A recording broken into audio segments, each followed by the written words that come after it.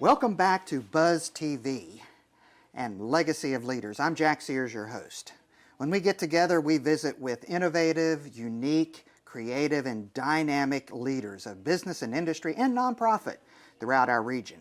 And today we have, as a special guest, Christian Smith, the CEO of the American Red Cross in North Florida. Welcome, Christian.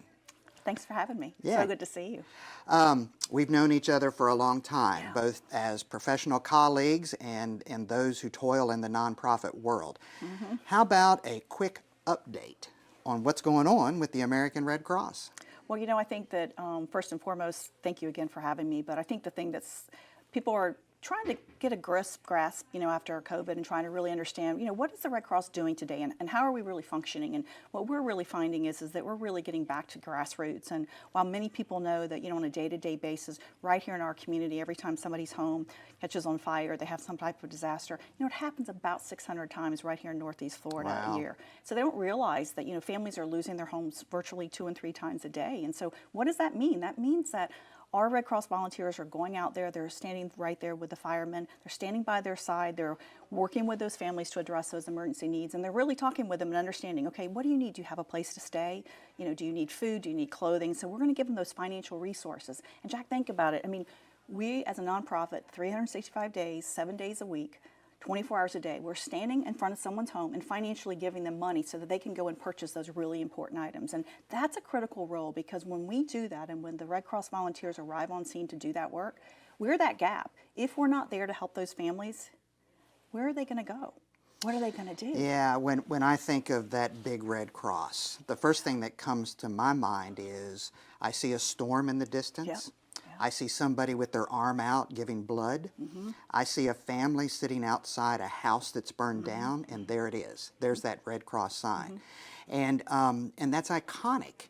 And sometimes I wonder, do you think we take that for granted as a community? I think so, and I think what happens too is because we've been doing it for so long. So going back to those families that we just talked about, if they don't have a place to go, where would they go? Right. Many of them would have to go into the homeless shelters. They would have to go someplace, and they're already full, and they are already at capacity. So the last thing we want to do is burden our already burdened systems in our community. So the role that Red Cross plays, not only in this community, but in all communities across the country is vital because we are keeping families from going into that next phase. Remember, those families would be stepping into homelessness if we didn't have somewhere to put them in the next 24 hours. At that moment, it's a critical time for them. But it's bigger than that. You know, you talked about, you know, hurricanes. We all saw the hurricanes. They're happening faster and faster. They're happening all the time. We can't keep up with them. We have 14 different disaster relief operations going on in this country right now. Most people didn't pay any attention to what happened with Idalia. We had shelters open here for Idalia. The storm went through and everybody's like, whoo, we were good. But what about the 7 counties, or actually the 10 counties, 7 in our area, but then the additional 3 in the Central Florida area? Those families are still reeling from it. We still have an active operation going on. We had shelters open. We're providing meals. I just left that disaster area a week and a half ago. So a lot of times people don't even realize what's happening in our own backyards and what's happening to our friends and families. Right. And I think that's the part that people forget about, and you know, and then our work with our military families, and most people don't even realize what we do with the military. I know.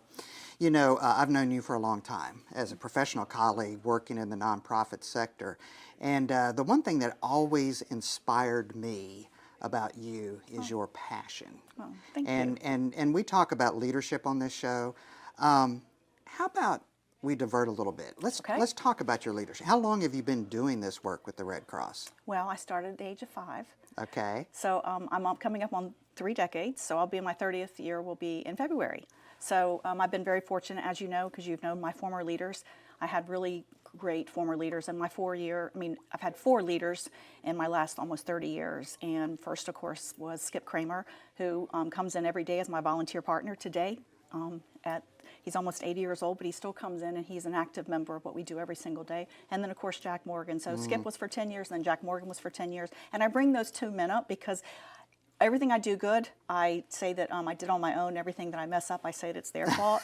But the truth is that I've been really fortunate. And I've had great leaders since that time, too. But I had, for that first 20 years of my time at the Red Cross, they gave me the opportunity to learn, to grow, and to develop. And they expected me to learn how Red Cross works. They expected me to stand up and to be a leader. And they gave me the opportunity to do it all the time. There was never, they were in charge. It was always, hey, you're in charge today and go make this happen. You know, passion, mentoring, leadership, that's what it's all about. And you benefited from that, and our community benefits from that. Yeah. Well, thank you so much for joining us today and giving us this update on the American Red Cross and the work that you're doing and the vital work. And we just wish you, God bless you for the work you're doing. So. Well, thank you, and thank you for our volunteers and for letting us come and talk for a few minutes about what we do every single day. Well, there you go, folks. The American Red Cross, making things happen, being there when people need you the most. They're there. If you want to learn more about the American Red Cross, Christian Smith, and the other exciting things that we're broadcasting here at Buzz TV, please join us at www.buzztv.com. Until next time, this is Jack Sears. Have a great day.